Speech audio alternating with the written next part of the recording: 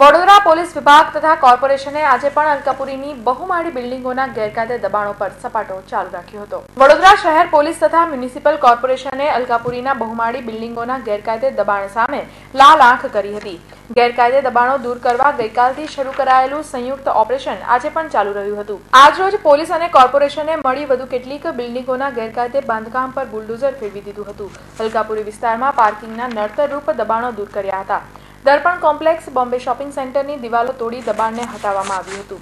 જાણવા મળ્યા મુજબ પોલીસ અને પાલિકાનું આ સંયુક્ત ઓપરેશન આગામી દિવસોમાં પણ ચાલુ રહેનાર છે।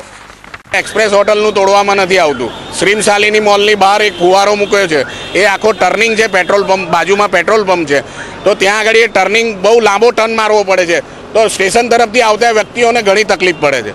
એ તોડવામાં આવતું નથી। શ્રીમ શાલિની બહાર એ કોની પરવાનગીથી એમણે કામગીરી કરેલી છે અથવા તો કોણ એમને બચાવે છે એ વિચારવા જેવું છે।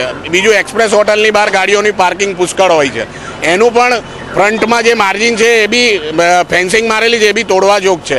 આ બધું કોણ વાલાદોરાની નીતિ રમે છે એ ખબર નથી પડતી। વડોદરા મહાનગર સેવા સદન જ્યારે આજે બધું કરવા નીકળી છે, જ્યારે આ સમય 2-3 દિવસથી તોડે છે, તો બધાને એક સરખા હાથે કામગીરી કરે।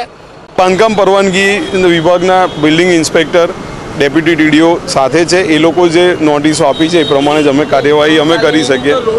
એ લોકો એ બાંધકામ પરવાનગી વિભાગ જોડે છે અને એમના ટેકનિકલ માણસો જોડે છે, એ લોકો બતાવે, એ લોકોએ નોટિસ જે આપેલી છે એ પ્રમાણે અમે કરી શકીએ। બને લગભગ કદાચ આવતીકાલે ચાલશે। વોર્ડ નંબર 19માં પાણીની નલિકા નાખવાના કામનું આજરોજ ખાતમુહૂર્ત કરવામાં આવ્યું હતું।